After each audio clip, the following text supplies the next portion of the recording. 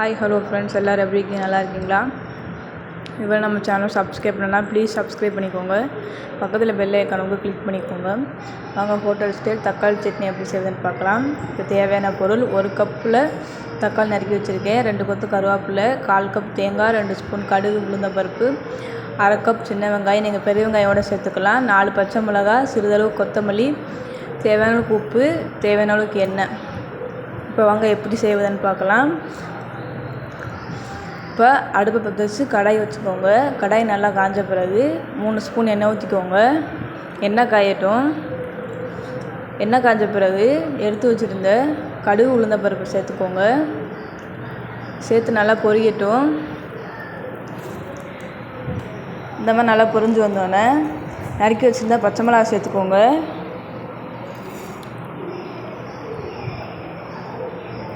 பச்சை மிளகா நல்லா பொரிஞ்சோடனே எடுத்து வச்சுருந்த சின்ன வெங்காயம், கொத்தமல்லி, கருவேப்பிலை சேர்த்து நல்லா வதக்கி விட்டுக்கோங்க.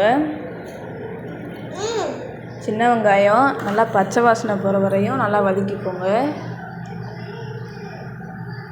இதுக்கு கண்ணாடி பதம், மொறுன்னு அதெல்லாம் தேவையில்லை. நீங்கள் பச்சை வாசனை போனால் மட்டும் போதும். இப்போ திரும்படி நல்லா கலந்து விட்டுக்கோங்க. நல்லா கலந்து விட்ட பிறகு நறுக்கி வச்சுருந்த 1 கப்பு தக்காளியை சேர்த்துக்கோங்க.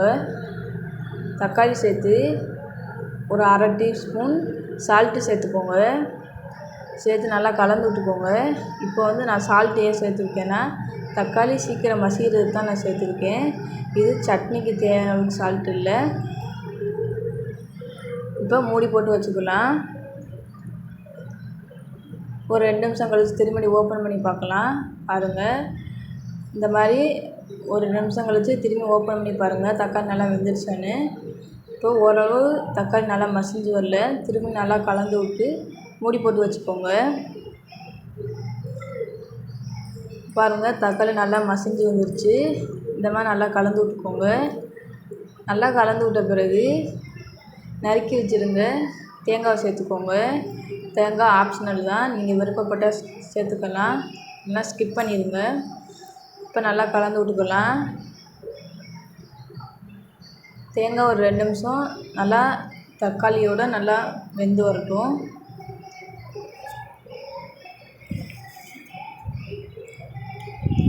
இப்போ திரும்பி நல்லா கலந்து விட்டுக்கோங்க 2 நிமிஷம் கழிச்சு. இப்போ அடுப்பை ஆஃப் பண்ணி நல்லா ஆற வச்சு மிக்ஸி ஜாரில் சேர்த்துக்கோங்க. மிக்ஸி ஜாரில் நீங்கள் தண்ணி ஊற்றாமே அரைக்கலாம், ஏன்னா தக்காளி நல்லா கொலன்னு தான் இருக்குது. நீங்கள் தண்ணி ஊற்ற தேவையில்ல. இப்போ மூடி போட்டு மூடி நல்லா அரைச்சி எடுத்துக்கோங்க.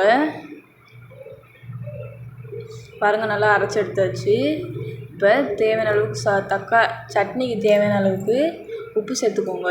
உப்பு சேர்த்து ஒரு ஓட்டிக்கோங்க. இப்போ சூப்பரான தேங்காய் சட்னி ரெடி ஆயிடுச்சு, ஹோட்டல் ஸ்டைல். இப்போ நான் இதே சட்டியில் திரும்பி மாற்றிக்கிறேன். இதே மாதிரி நீங்களும் வீட்டில் செஞ்சு பாருங்கள் ஃப்ரெண்ட்ஸ். இது வரையும் நம்ம சேனலை சப்ஸ்கிரைப் பண்ணால் ப்ளீஸ் சப்ஸ்கிரைப் பண்ணிக்கோங்க.